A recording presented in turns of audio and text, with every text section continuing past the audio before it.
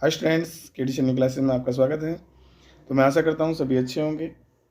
तो बेटे आज जानेंगे हम हाई स्कूल यूपी बोर्ड परीक्षा 2023 के विज्ञान में जो भाग जीव विज्ञान पार्ट होता है या उसके कुछ महत्वपूर्ण बहुविकल्पीय प्रश्न। ठीक है, ज़रा अच्छे से समझ के चलेंगे क्योंकि मैंने इनको बहुत अच्छे तरीके से यहाँ पर डिफाइन किया है। हो सकता है आपकी थ्योरी का भी यहाँ से 1-2 नंबर का क्वेश्चन मिल सकता है। ठीक है ना, तो ध्यान समझ के चलेंगे क्योंकि कभी कभी ऐसा होता है कि उस टॉपिक पर ऑब्जेक्टिव टाइप क्वेश्चन ने पूछकर वो शॉर्ट क्वेश्चन पूछ लेता है 1 नंबर में। ठीक है, चलिए पहला ही क्वेश्चन क्या कहता है हमारा। सबसे पहला क्वेश्चन, हीमोग्लोबिन महत्वपूर्ण भूमिका निभाता है। तो महत्वपूर्ण भूमिका निभाता है का मतलब है एक तरह से ये संबंधित है हीमोग्लोबिन के कार्य से। ठीक है, तो हीमोग्लोबिन पर बनने वाले जो क्वेश्चंस हैं मैं सभी के बारे में आपको बता के चलूंगा। यहाँ पर जरा ध्यान से समझेंगे। पहला ऑप्शन कह रहा है वो उत्सर्जन में, श्वसन में, पाचन में या वृद्धि में। ठीक है, चलिए अगर मैं बात करता हूँ किसकी भैया, हीमोग्लोबिन होता कहाँ है पहले ये जान लेते हैं। तो बेटे हमारी बॉडी के अंदर जो रक्त होता है, क्या होता है रक्त, या मैं जैसे कहूँ ब्लड होता है। ब्लड में क्या पाया जाता है भैया, हीमोग्लोबिन पाया जाता है। ठीक है, क्या पाया जाता है भैया, हीमोग्लोबिन पाया जाता है।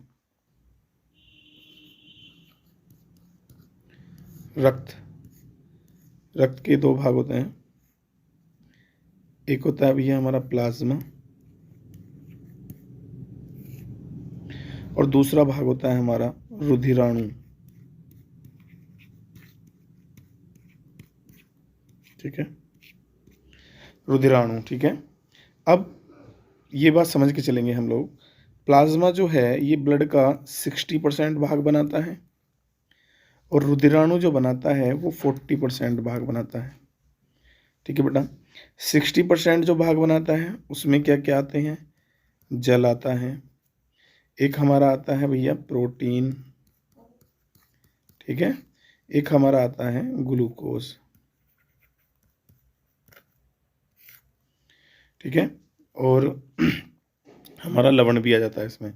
चलो, और जो 40% भाग बनाता है उसमें आता है हमारा आरबीसी, डब्ल्यूबीसी और एक हमारा आता है प्लेटलेट्स। ठीक है भाई, प्लेटलेट्स। ठीक है, चलिए अब बात कर लेते हैं हम किसकी भैया, जो आरबीसी पार्ट होता है। कौन सा पार्ट होता है बेटे, आरबीसी पार्ट होता है। इसमें ही प्रेजेंट होता है हमारा क्या भैया, हीमोग्लोबिन।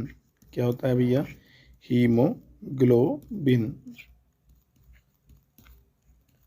ठीक है, अब हीमोग्लोबिन में जो है हमारे पास, ये ध्यान रखेंगे, हीमोग्लोबिन अगर मैं जानूं तो हीमोग्लोबिन में हिम प्लस ग्लोबिन मिलकर बना होता है। हिम का अर्थ होता है बेटे लोहवर्णक और ग्लोबिन का अर्थ होता है प्रोटीन। ठीक है ना, हिम प्लस ग्लोबिन। मगर मुझे जानना है यहाँ पर क्या क्या इसके क्या होते हैं, फंक्शन होते हैं। सबसे पहला फंक्शन क्या होता है, रुधिर को लाल रंग प्रदान करता है। किसको बेटे, रुधिर को लाल रंग प्रदान करता है।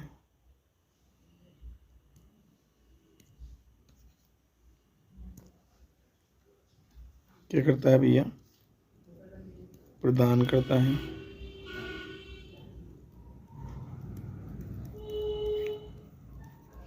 ठीक है, दूसरा फंक्शन होता है, दूसरा फंक्शन हम कह सकते हैं O2, CO2 का क्या करता है भैया, परिवहन करता है।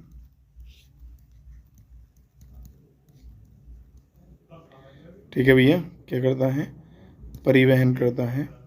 ठीक है, तो ध्यान देने वाली बात क्या है, ये मैंने तुम्हें बताया इसके फंक्शन के बारे में। ठीक है, अब परिवहन करता है तो इसका मतलब क्या है, O2 को मतलब लंग्स तक क्या करता है, लाता है, और CO2 को लंग से क्या करता है भैया, ले जाता है। कौन ले जाता है भैया, हीमोग्लोबिन। तो हम कॉमन सी बात कह सकते हैं O2 और CO2 का जहाँ मैटर आ जाता है बेटे वो किससे संबंधित है, हमारा श्वसन से। तो हमारा ऑप्शन कौन सा क्लिक होगा, बी ऑप्शन यहाँ पर सही होगा। अब देखो मैंने इतना बड़ा इसलिए समझाया है क्योंकि हीमोग्लोबिन से जो भी क्वेश्चन आपको लगेगा वो सब आप क्या कर सकते हैं, यहाँ से डिफाइन कर सकते हैं। हीमोग्लोबिन से कोई भी क्वेश्चन, चाहे आपको बड़े नंबर में आ जाए, मतलब आई मीन 2 नंबर में आ जाए, 1 नंबर में आ जाए, कुछ भी कर सकते हैं आप। ध्यान रखना, मेन फंक्शन हमारे ये 2 ही ज़्यादा पूछता है। ये पूछ सकता है रुधिर का लाल रंग किसके कारण होता है भैया, तो याद रखेंगे हीमोग्लोबिन के कारण होता है, ठीक है। तो यहाँ से कई क्वेश्चन हमारे क्लियर हो जाते हैं। चलिए नेक्स्ट चलते हैं अगले क्वेश्चन पर। अगला क्वेश्चन कहता है क्या भैया, पौधों में भोजन का स्थानांतरण, पौधों में भोजन का स्थानांतरण होता है, ठीक है। तो पौधों में भोजन का स्थानांतरण किसके द्वारा होता है? ऑक्सन कह रहा है जाइलम के द्वारा, ऑक्सन कह रहा है जाइलम के द्वारा, कॉर्टेक्स के द्वारा, फ्लोएम के द्वारा, मज्जा के द्वारा, ठीक है। चलिए जान लेते हैं इसके बारे में भी, बहुत अच्छा क्वेश्चन है। मान लो हमारा ये क्या है, वृक्ष है, ठीक है। क्या है ये? वृक्ष है, ओके। थोड़ा मॉडर्न जमाने का है, ओके। ओके। अब इसमें ये वाला पार्ट जो होता है, ऊपर वाला पार्ट आप लोग जानते हैं, पत्ती वाला मतलब स्टीम पार्ट होता है, सॉरी लीफ पार्ट होता है। और मध्य वाला कौन सा होता है? हमारा स्टेम पार्ट, मतलब आई मीन तना हम कह सकते हैं इसको। और ये वाला रूट या जड़ पार्ट होता है, ठीक है। चलिए अब यहाँ पर जो बात आई है, हमें पता है पौधों में जो ऊतक होते हैं वो कई प्रकार के होते हैं, लेकिन हम बात करना चाह रहे हैं यहाँ पर एक ऊतक, जो जटिल ऊतक कहलाते हैं, वो 2 प्रकार के होते हैं। एक तो होता है हमारा जाइलम, जाइलम,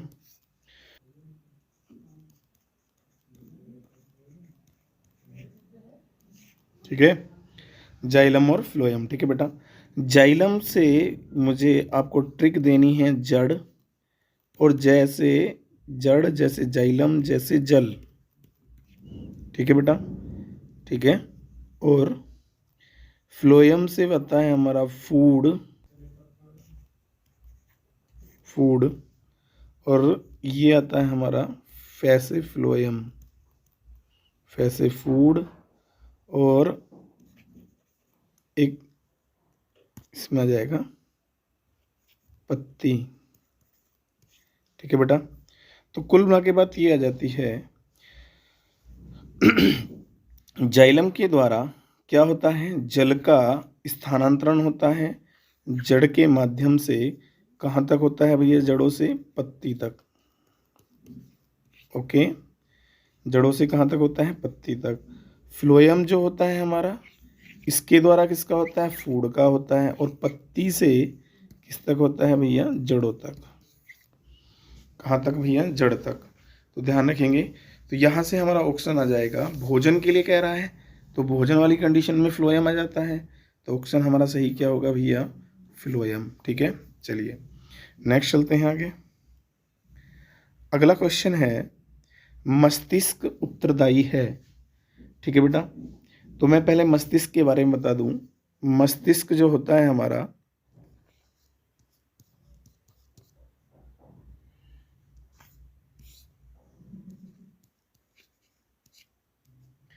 मस्तिष्क के 3 भाग होते हैं, ध्यान समझ के चलना भाई। एक होता है अग्रभाग, एक होता है मध्य भाग, एक होता है पश्च भाग, ठीक है बेटा। तो अग्रभाग के भी भाग होते हैं, मध्य भाग के भी भाग होते हैं। क्या जानना है? अग्रभाग के फंक्शन क्या क्या होते हैं, ठीक है। अग्रभाग के फंक्शन में नंबर 1 पहला आता है हमारा चेतना। जो चेतना हमें आती है वो किससे आती है भैया? हमें अग्रभाग से आती है। किससे आती है भैया? अग्रभाग से आती है चेतना, ठीक है बेटा। दूसरा, ठंडे गर्म का जो एहसास होता है,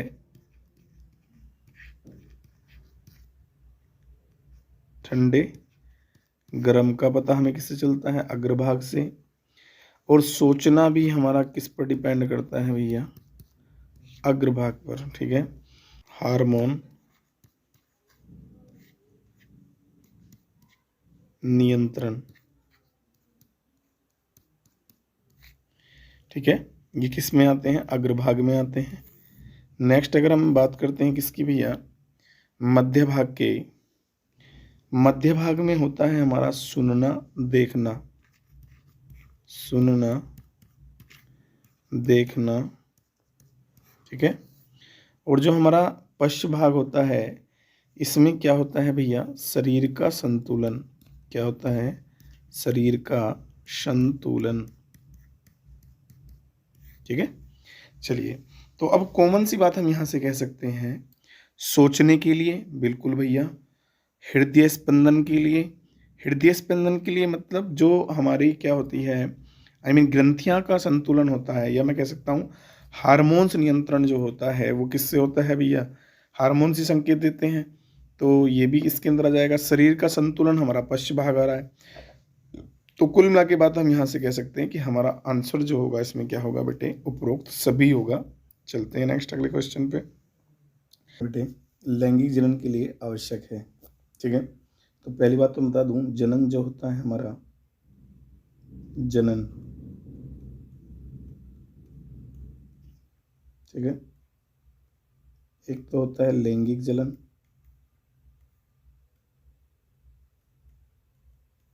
एक होता है अलैंगिक जनन।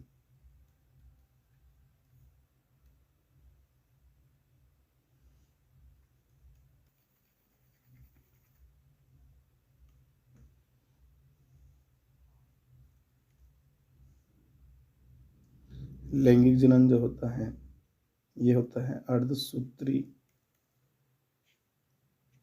विभाजन से,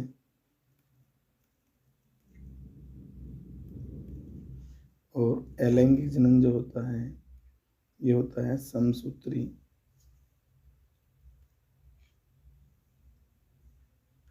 या असूत्री विभाजन से।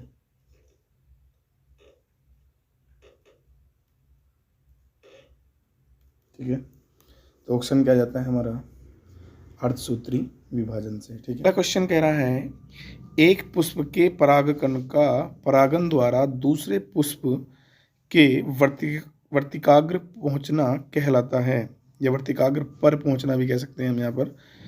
एक पुष्प के परागन का, एक पुष्प के परागकण का परागन द्वारा दूसरे पुष्प के वर्तिकाग्र पर पहुंचना कहलाता है। ठीक है, क्या कहलाता है भैया? तो इसमें हमारा कॉमन क्या आ जाएगा, अगर मैं डेफिनेशन भी दूं तो कोई ज़रूरत नहीं है इसमें यहाँ पर। ठीक है बेटा, अगर दूसरे पुष्प की बात आ जाए तो दूसरा मतलब दूसरों के, पर माने दूसरे, दूसरे का मतलब है इसमें पर शब्द जुड़ेगा और पर परागन कहलाएगा। ठीक है ना, जब उसी के पे आए तो स्व आ जाएगा, उसी का मतलब स्व, अपने आप, वहाँ पर आता स्व परागन। लेकिन ये कह रहा है ना यहाँ पर शब्द आया है दूसरे। ठीक है ना, और दूसरे के लिए शब्द क्या यूज होगा हमारा, पर। ठीक है ना, पर परागन, तो ऑप्शन सी सही होगा यहाँ पर। चलते हैं नेक्स्ट क्वेश्चन पर। एक पुष्प के स्त्री केसर के मध्य भाग को कहते हैं। चलिए अब हम लोग जान लेते हैं एक पुष्प की संरचना को। ठीक है ना, थोड़ा अच्छा से समझ में आ जाएगा। मान लो आपका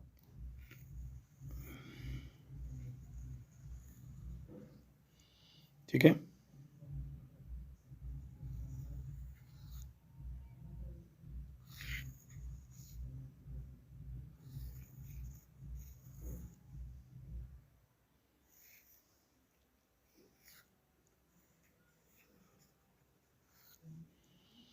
ओके,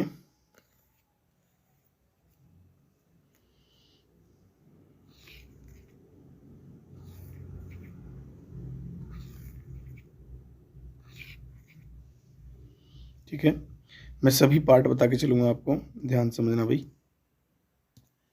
क्योंकि इसमें थ्योरी में भी क्वेश्चन बन जाता है ऑब्जेक्टिव की जगह। ठीक है बेटा, ये वाला जो पार्ट होता है इसको कहते हैं भैया दलपुंज। क्या कहते हैं भैया, दलपुंज। ठीक है, उसके बाद ये वाले पार्ट जो होते हैं इसमें इस तरह के, यहाँ ऐसे इस तरह के होते हैं त्रिकोणी से। ठीक है, आपने फ्लावर को देखा होगा, जिन्हें हम कहते हैं बाह्य दलपुंज। क्या कहते हैं, बाह्य दल पुंज। ठीक है बेटा, ओके। आगे चलते हैं हम लोग। अब इसमें जो ये वाला पार्ट होता है इनको कहते हैं हम स्त्रीकेसर। क्या कहते हैं भैया? स्त्रीकेसर। ओके। और ये वाला जो पार्ट होता है इसको कहते हैं भैया हम पुमंग। ठीक है बेटा, पुमंग का मतलब पुंकेसर भी बोल देते हैं इसमें। क्या बोल देते हैं? पुंकेसर। ठीक है भाई।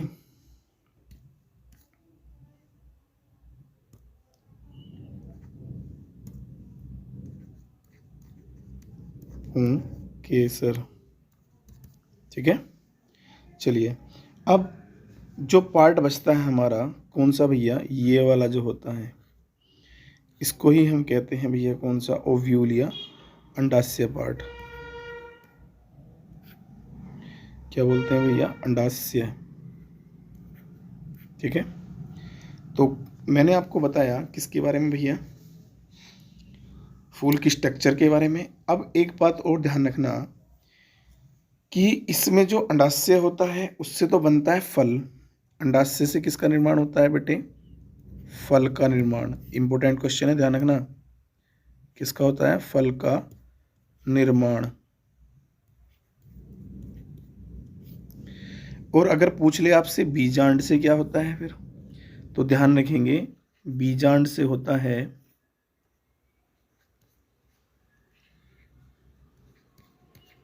बीजांड से किसका निर्माण होता है बेटे? बीज का निर्माण।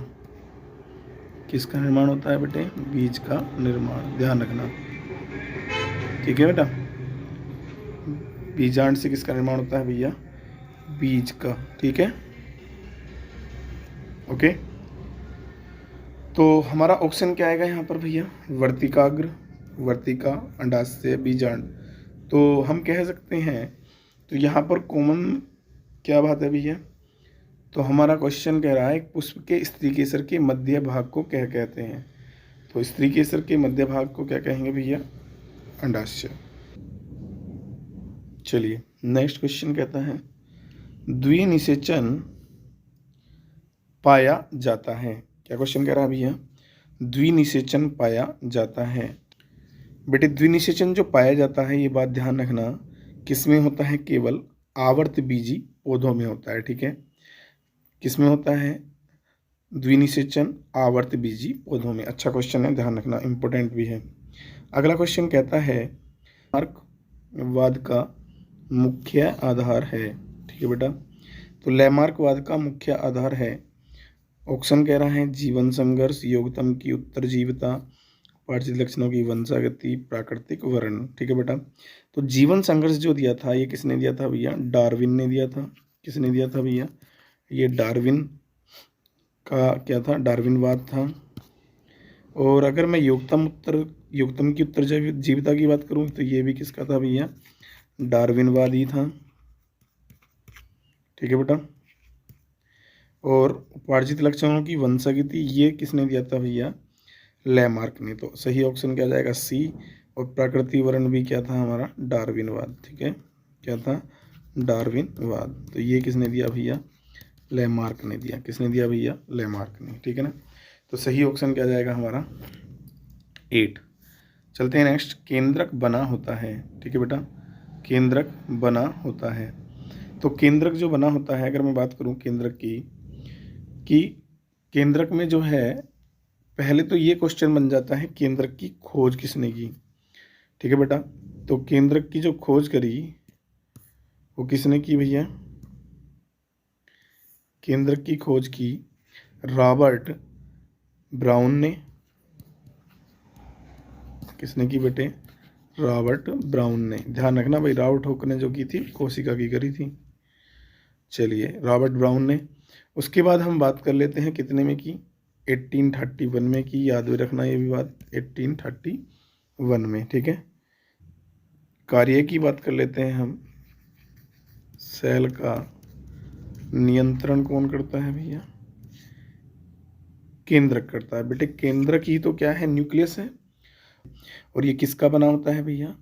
डीएनए प्लस प्रोटीन का बना होता है, और डीएनए और प्रोटीन जो है हमारे यहाँ इनसे बना होता है, जिसको हम क्या बोलते हैं, न्यूक्लियो प्रोटीन बोलते हैं। क्या बोलते हैं भैया, न्यूक्लियो प्रोटीन बोलते हैं। ठीक है बेटा, तो न्यूक्लियो प्रोटीन बोलते हैं। और एक और बात बता दूं बेटे कॉमन, कि न्यूक्लियो प्रोटीन जो होता है, अगर आपसे बात करें कि न्यूक्लिक अम्ल जो होता है, क्या होता है, न्यूक्लिक अम्ल, आगे भी पढ़ोगे आप लोग जाके बड़ी क्लासों के अंदर, ठीक है ना, न्यूक्लिक अम्ल। न्यूक्लिक अम्ल जो बना होता है ये डीएनए आरएनए का बना होता है। किससे बना होता है, डीएनए प्लस आरएनए से बना होता है, ध्यान रखना भाई। ठीक है, ये बातें बहुत इंपॉर्टेंट होती हैं, ध्यान रखने वाली बात। तो केंद्रक बना किसका होता है बेटे, न्यूक्लियो प्रोटीन का बना होता है। चलो क्लियर हो गया यहाँ से। नेक्स्ट चलते हैं, अगला क्वेश्चन। पुरुष में लिंग गुणसूत्र होते हैं XY, XX, Y या X। बेटे गुणसूत्र की जो संख्या होती है टोटल 46 होती है, किसमें भैया, ह्यूमंस जाति में। किसमें, ह्यूमंस जाति में या मानवों में। ठीक है, ओके, कितनी होते हैं, 46 होते हैं, जिसमें 22 हमारे क्या होते हैं, ऑटोसोम्स होते हैं। क्या होते हैं बेटे, ऑटोसोम्स होते हैं, और +1 XY, ये 22 जोड़ी होते हैं बेटे। क्या होते हैं, 22 जोड़ी होती हैं, ध्यान रखना, 22 जोड़ी। 1 जोड़ी होते हैं एलोसोम्स। ठीक है बेटा, तो 22 जोड़ी जो ऑटोसोम्स होते हैं, ये नर और मादा जो होते हैं दोनों में क्या होते हैं, समान होते हैं। क्या होते हैं भैया, समान होते हैं। बट जो एलोसोम्स होता है ये नर और मादा में क्या होता है, अलग अलग होता है। अगर XY है तो ये तो होगा नर। ठीक है बेटा, 22 + X, X आता है, ठीक है ना, ये होगा किसका भैया, मादा का। तो लेकिन इसमें यहाँ पर लिंग गुणसूत्र पूछा है केवल, यहाँ से कई क्वेश्चन बन जाते हैं। मानव में गुणसूत्रों की संख्या कितनी होती है भैया, 46 होती है। कितनी होती है, 46। ठीक है बेटा, और अगर पूछे कितने जोड़ी गुणसूत्र होते हैं तो 22 जोड़ी ये और 1 जोड़ी ये, टोटल कितने जोड़ी होते हैं भैया, 23 जोड़ी। कितने होते हैं, 23 जोड़ी गुणसूत्र होते हैं लिंग। और अगर ओनली लिंग गुणसूत्र यहाँ पर क्या दे रहा है, यहाँ पर केवल क्या दे रहा है, पहचान दे रहा है। तो किस में पूछ रहा है, पुरुष में पूछ रहा है, तो पुरुष के लिए क्या जाएगा भैया, XY। ठीक है ना, और अगर मादा पूछता तो क्या जाता है हमारा, XX आ जाता है। ठीक है ना, और अगर पूछता जोड़ी पूछता, अगर वो 22 + XX की कंडीशन आ जाए तो ये मादा के लिए आएगी, और 22 + XY की आ जाए तो किसके लिए आएगी भैया, नर के लिए। ठीक है, चलिए, आई मीन पुरुषों के लिए। ठीक है, गुणसूत्र किस पदार्थ का बना होता है, ठीक है बेटा, तो ये बना होता है डीएनए, ठीक है ना, और किसका, प्रोटीन का। किसका बना होता है भैया, प्रोटीन का। ठीक है, तो डीएनए और प्रोटीन का बना होता है।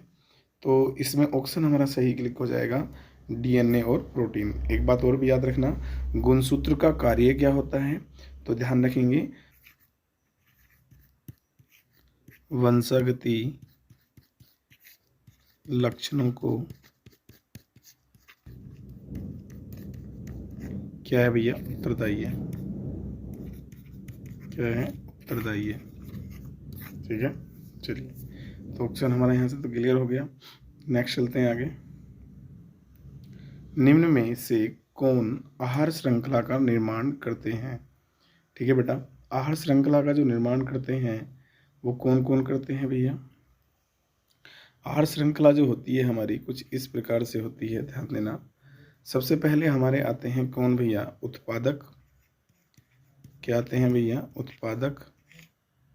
ठीक है, और उत्पादक को कौन खाते हैं भैया, प्राथमिक उपभोक्ता। प्राथमिक उपभोक्ता, और प्राथमिक उपभोक्ता को कौन खाते हैं भैया, द्वितीयक उपभोक्ता। कौन भैया, द्वितीयक उपभोक्ता।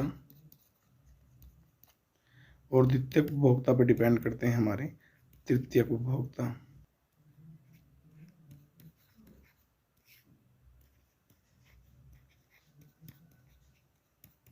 उपभोक्ता, ठीक है, ठीक है। तो कॉमन हमारे पास क्या दिया गया है, पहले ऑप्शन में कह रहा है क्या, पहले में कह रहा है घास, गेहूं तथा आम। भैया ये ऑप्शन हमारा क्रॉस हो जाएगा क्योंकि तीनों ही उत्पादक हैं। अगले क्वेश्चन में कह रहा है घास, बकरी, मानव। ठीक है, इसे भी हम संशय में छोड़ते हैं और चेक कर लेते हैं। बकरी, गाय, हाथी, तो ये क्या इसमें आ गए भैया, एक ही श्रेणी में आ रहे हैं सारे, क्योंकि बकरी को गाय नहीं खा सकती, गाय को हाथी नहीं खा सकता, ये भी क्रॉस हो जाएगा। घास, मछली तथा बकरी, ये भी भैया क्रॉस हो गया, क्योंकि घास को मछली नहीं खा सकती और मछली को बकरी नहीं खा सकती। ठीक है भैया, तो ऑप्शन हमारा कौन सा क्लिक हो जाएगा, बी क्लिक हो जाएगा। कौन सा क्लिक हो जाएगा भैया, बी। क्यों, घास को बकरी खा सकती है और बकरी को कौन खा सकता है भैया, मानव खा सकता है। ठीक है ना। तो उत्पादक में जो आते हैं हमारे क्या आते हैं, पेड़ पौधे वगैरह आते हैं या फसलें, लाइक दिस घास वगैरह इसमें आती हैं। प्राथमिक उपभोक्ता जो आते हैं जो किसको खाते हैं भैया, उत्पादक को खाते हैं। द्वितीयक उपभोक्ता क्या होते हैं, जो प्राथमिक उपभोक्ता को खाते हैं। ठीक है बेटा, ये किस में आ जाते हैं हमारे, ठीक है, मांसाहारी में आ जाते हैं। और तृतीय उपभोक्ता क्या है, जो भैया द्वितीय उपभोक्ता को खाते हैं। ठीक है, चलिए अब इसमें हो सकता है, याद रखना तृतीय उपभोक्ता जो होते हैं वो, द्वितीय उपभोक्ता जरूरी नहीं कि मांसाहारी हो भी सकता है, नहीं भी, लेकिन तृतीय उपभोक्ता तो मांसाहारी होता ही होता है। ठीक है बेटा, चलिए नेक्स्ट क्वेश्चन आगे चलते हैं। परितंत्र में होते हैं, ठीक है बेटा, परितंत्र को इंग्लिश में कहते हैं इकोसिस्टम। परि माने चारों ओर से, तंत्र माने निकाय, मतलब ठीक है ना, या निकाय के चारों ओर का क्या कह सकते हैं हम, वातावरण कह दें, माहौल कह दें एक तरह से, या जो तंत्र चारों ओर से घिरा होता है वही क्या होता है, परितंत्र होता है। ठीक है बेटा, और परितंत्र में कौन कौन आते हैं भैया, उत्पादक भी आते हैं, भोक्ता भी आते हैं और अपघटक भी आते हैं। ठीक है बेटा, तो ऑप्शन क्या क्लिक हो जाएगा इसमें, सी क्लिक हो जाएगा। अभी मैंने बताया था उत्पादक, उपभोक्ता, अपघटक क्या होते हैं। उत्पादक जो भोज्य पदार्थ मतलब स्वयं बनाते हैं, उपभोक्ता जो उत्पादक के द्वारा बनाए गए भोजन पर क्या करते हैं, निर्भर करते हैं, और अपघटक जो होते हैं जो उपभोक्ताओं पर क्या होते हैं भैया, निर्भर होते हैं। ठीक है बेटा, ये सूक्ष्म जीव होते हैं जो मृत जीव जंतुओं को क्या कर देते हैं, अपघटित कर देते हैं। ठीक है, चलिए नेक्स्ट क्वेश्चन चलते हैं। निम्नलिखित में से किसमें ऊर्जा का स्रोत नाभिकीय संलयन अभिक्रिया है। बेटे नाभिकीय संलयन, नाभिकीय विखंडन, ध्यान रखना। तो नाभिकीय संलयन का जो उदाहरण होता है, ध्यान देना क्या होता है, नाभिकीय संलयन का जो उदाहरण होता है ये ध्यान रखना, उसमें क्या होता है, नाभिकीय संलयन में दो परमाणु क्या करते हैं, जुड़कर एक हीलियम कण बनाते हैं। हाइड्रोजन दो परमाणु जुड़कर क्या बनाते हैं, एक हीलियम कण बनाते हैं और अधिक मात्रा में क्या करते हैं भैया, ऊर्जा उत्सर्जित करते हैं। क्या करते हैं, ऊर्जा उत्सर्जित करते हैं। ठीक है, तो हीलियम का मतलब 2He4 आता है। ठीक है ना। अब कॉमन बात ये आ जाती है हमारी यहाँ पर कि जो नाभिकीय संलयन की क्रिया है, अब सूर्य के अंदर जो प्रकाश पैदा हो रहा है, जो हमें मतलब प्राप्त होता है, सूर्य के अंदर जो प्रकाश बन रहा है वो किसके कारण बन रहा है भैया, हाइड्रोजन के कारण बन रहा है। और हाइड्रोजन के संलयन द्वारा ही क्या होता है, हमें प्रकाश या ऊर्जा प्राप्त होती है। तो इस क्रिया को हम क्या कहते हैं, नाभिकीय संलयन कहते हैं। और नाभिकीय संलयन की क्रिया किस में होती है भैया, तारों के अंदर भी होती है और सूर्य के अंदर भी होती है, तो दोनों में होती है। ठीक है ना, तो ऑप्शन हमारा क्या आ जाएगा इसमें, बी आ जाएगा। चलते हैं नेक्स्ट क्वेश्चन पर। जीवाश्मी ऊर्जा का स्रोत है, जीवाश्मी ऊर्जा का स्रोत। भैया जीवाश्मी ऊर्जा का मतलब है जीवाश्म, और जीवाश्म मतलब जीवों के अंश से बना। तो जीवों के अंश का मतलब लाखों करोड़ों वर्ष पहले जो लकड़ी, जीव जंतु भौगोलिक उथल पुथल के कारण क्या हो गए थे, नीचे दब गए थे, उनके कारण ही हमें क्या प्राप्त हुआ, जीवाश्म प्राप्त होता है। और जीवाश्म में क्या आता है हमारा, पेट्रोल, गैस, कोयला। ठीक है ना, पेट्रोल, गैस, कोयला। अब देखो यहाँ पर ऑप्शन आया है पवन ऊर्जा। तो पवन ऊर्जा तो भैया कॉमन मैं कह सकता हूँ यहाँ से कि पवन ऊर्जा तो हमारा यहाँ ऑप्शन है ही नहीं। सौर ऊर्जा भी नहीं है क्योंकि सूर्य से प्राप्त होती है। जल विद्युत भी नहीं है क्योंकि जल से विद्युत जो बनी, क्या बनी, ये तो हमने मानव द्वारा अपनिर्मित की गई है। खानों से मिलता है, जीवाश्मी के रूप में खानों से क्या मिलता है भैया, कोयला मिलता है। चलिए नेक्स्ट क्वेश्चन कहता है द्विसंकर का दृश्य प्रारूप होता है। तो हम लोग कह सकते हैं यहाँ से बेटे द्विसंकर क्रॉस जो दिया था बहुत इंपॉर्टेंट है। मेंडल ने दो प्रयोग किए थे, एक संकर क्रॉस और द्विसंकर क्रॉस। कौन से किए थे बेटे? एक संकर क्रॉस और द्विसंकर क्रॉस। तो एक था बहुसंकर क्रॉस, ठीक है ना, 3 प्रयोग थे। हालांकि आपके लेवल पे तो सिर्फ 2 ही हैं, एक संकर क्रॉस और द्विसंकर क्रॉस, ठीक है बेटा। तो द्विसंकर क्रॉस में जो लिए थे, उसने जो चुने थे वो पीले गोल और हरे झुर्रीदार, किसके बीच भैया? बीजों के बीच क्या कराया था? क्रॉस कराया था। और क्रॉस कराने के बाद उन्हें जो प्राप्त हुआ था रेशो, वो कितना था? 9:3:1, ठीक है ना। 9 का मतलब होता है कि 9 तो उन्हें प्राप्त हुए थे पीले गोल, क्या प्राप्त हुए थे? 9 तो पीले गोल प्राप्त हुए थे।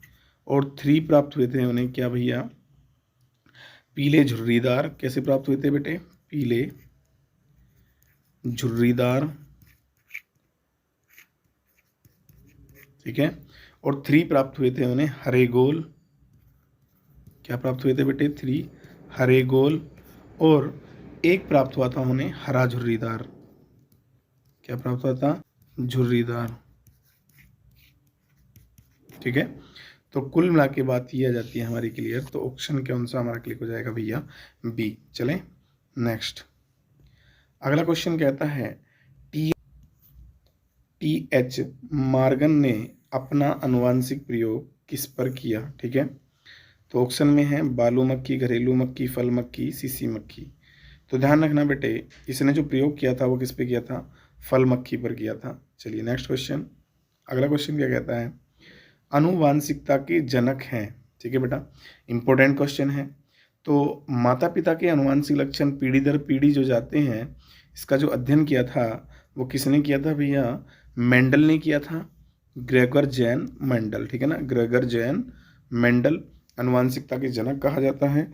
ध्यान रखना, एक ऐसे वैज्ञानिक रहे हैं जिन्हें जीते जी किसकी भैया? आनुवांशिकता के जनक की उपाधि नहीं मिली। कब मिली? मरने के बाद मिली, ठीक है। चलिए नेक्स्ट क्वेश्चन। काई के जनन है, ठीक है बेटा। काई के जनन जो होता है, ध्यान देना, अलैंगिक जनन में जो टाइप्स आती हैं हमारे पास, किसमें भैया? अलैंगिक जनन में जो आती हैं हमारी टाइप, जैसे मुकुलन है, विखंडन, पुनरुद्भवन, या फिर मैं कह सकता हूँ एक आती है हमारे पास काई के जनन। तो ये किस में आती है भैया? तो ये सब किस में आती है? हमारी अलैंगिक जनन में आती है। तो ऑप्शन क्या हो जाएगा हमारा? ए क्लिक हो जाएगा, ठीक है, ए राइट होगा यहाँ पर। मानव हृदय कितने कोष्ठ में बटा होता है? इंपॉर्टेंट क्वेश्चन है भैया। मानव हृदय कितने, भाई हृदय की अगर मैं बात करता हूँ तो कितने कोष्ठ में बटा होता है भैया? 4 कोष्ठों में बटा होता है। कितने कोष्ठों में बटा होता है बेटे? 4 कोष्ठ में बटा होता है, जिसके 4 कोष्ठ हमारे हो जाएंगे 4 कोष्ठ, ठीक है, 4 कोष्ठ में बटा होता है। चलिए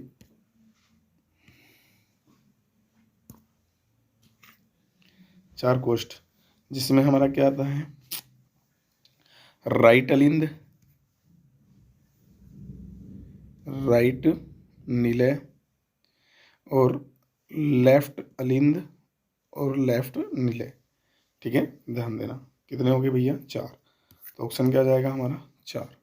चलिए नेक्स्ट क्वेश्चन। मनुष्य में कितने प्रकार के दांत पाए जाते हैं? बिल्कुल सही बात है भैया, कितने प्रकार के दांत पाए जाते हैं टोटल? अगर हम बात करें कितने प्रकार के दांत पाए जाते हैं, ठीक है बेटा, तो ऑप्शन में हमारा सिंपल क्या जाता है यहाँ पर?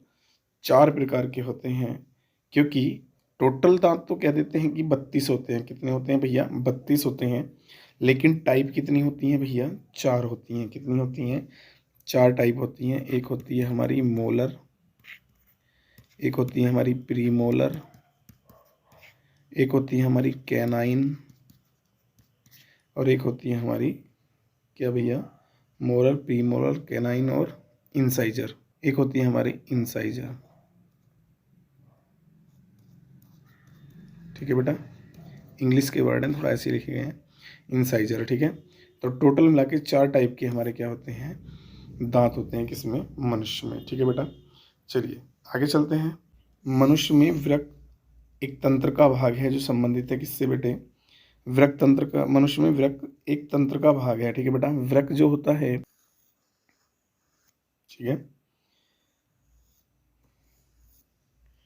कुछ इस टाइप से होता है हमारा वृक्क, ठीक है, जिसमें क्या होते हैं भैया, नेफ्रॉन होते हैं, जो क्या करते हैं, प्यूरिफिकेशन करते हैं किसका भैया, उत्सर्जी पदार्थों का, और क्या करते हैं, उनका उत्सर्जन करते हैं। तो ऑप्शन क्या आ जाएगा हमारा डी, ठीक है।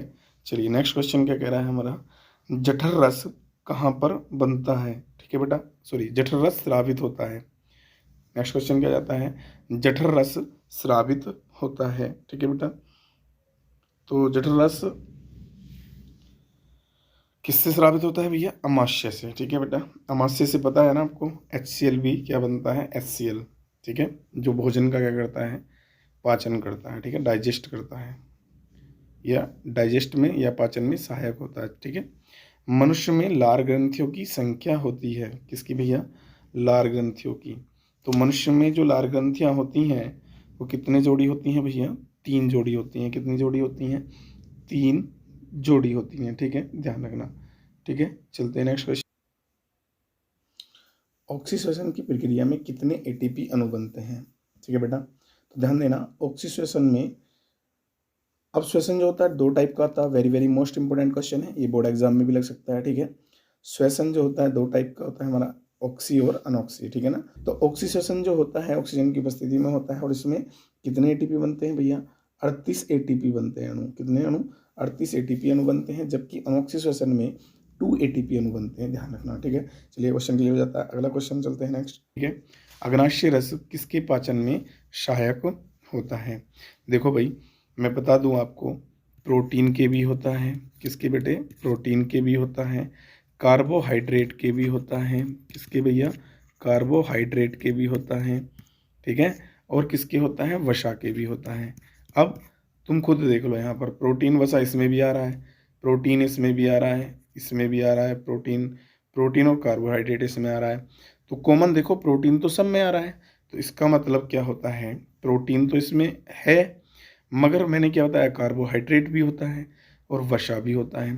वसा इसमें नहीं है, वसा इसमें नहीं है, कार्बोहाइड्रेट इसमें नहीं है, तो डी ऑप्शन यहाँ पर क्लिक हो जाएगा। चलिए नेक्स्ट क्वेश्चन, अगला क्वेश्चन कहता है, फेफड़ों से शुद्ध रक्त जाता है दाएं लिंद में, बाएं लिंद में, दाएं नीले में या बाएं नीले में, ठीक है बेटा। ध्यान रखेंगे, फेफड़ों से जो शुद्ध रक्त जाता है वो किस में जाता है बेटे, दाएं अलिंद में जाता है। इसके बारे में आप लोग अच्छे से पढ़ लेंगे, ठीक है ना। किस में भैया, आपका एक सिस्टम है, तंत्र है, जो पेपर में लगता ही लगता है, चाहे तो आपका लगे क्या भैया, श्वसन तंत्र लग जाए, चाहे आपका क्या लग जाए भैया, पाचन तंत्र लग जाए, या उत्सर्जन तंत्र लग जाए, ठीक है ना। तो एक तंत्र लगता ही लगता है, तो देख लेना, ये हमारा किस में आता है भैया, हार्ट के अंदर आता है। चलिए नेक्स्ट क्वेश्चन, हृदय का जो कार्य है क्या है भैया, रुधिर को साफ करना, रुधिर को पंप करना, रुधिर का थक्का जमाना, या कोई नहीं। तो भैया हृदय का कार्य तो सभी जानते हैं, कॉमन सा क्वेश्चन है, बहुत आसान क्वेश्चन है, रुधिर को पंप करना, ठीक है बेटा। रुधिर का रंग लाल किस वर्णक के कारण होता है, मैंने देखो पहला ही क्वेश्चन ये बताया था, लास्ट में भी ये क्वेश्चन आया है कि इस पर क्वेश्चन इंपॉर्टेंट है, पूछ लिया जाता है, किस वर्णक के कारण होता है भैया, हीमोग्लोबिन के कारण होता है। किसके कारण होता है भैया, हीमोग्लोबिन के कारण, ठीक है। चलिए नेक्स्ट क्वेश्चन, अगला क्वेश्चन कहता है, निषेचन के बाद पुष्प का कौन सा भाग फल में बदल जाता है। इंपॉर्टेंट क्वेश्चन है भाई, मैंने पहले भी कहा था इसके बारे में, पीछे भी जिक्र आया था, ठीक है बेटा। तो हमने बताया था पुष्प का कौन सा भाग फल में बदल जाता है। तो भैया अंडाशय से तो फल बनता है, और बीजांड से क्या बनता है, बीज बनता है। तो ऑप्शन हमारा क्या क्लिक हो जाएगा, सी क्लिक हो जाएगा, अंडाशय, ठीक है। चलिए, तो इस प्रकार से हमने क्या किया, आपको सारे क्वेश्चन अच्छे से समझाए हैं, तो भाई ध्यान से अच्छे से इनको तैयार करना, ठीक है ना। फिर पेपर से पहले तो हम एक बार आपको ज़रूर मिलेंगे, जब भी एग्ज़ाम होगा उससे 2 दिन पहले लाइव क्लास देंगे, तो वहाँ से आपको लाइव क्लास ज़रूर देख लेनी है, ताकि हम आपकी हाई स्कूल की साइंस के बोर्ड पेपर 2023 की अच्छी सी तैयारी करा दें, ठीक है। चलिए आज के लिए इतना ही, मिलते हैं फिर नेक्स्ट वीडियो में, तब तक के लिए धन्यवाद।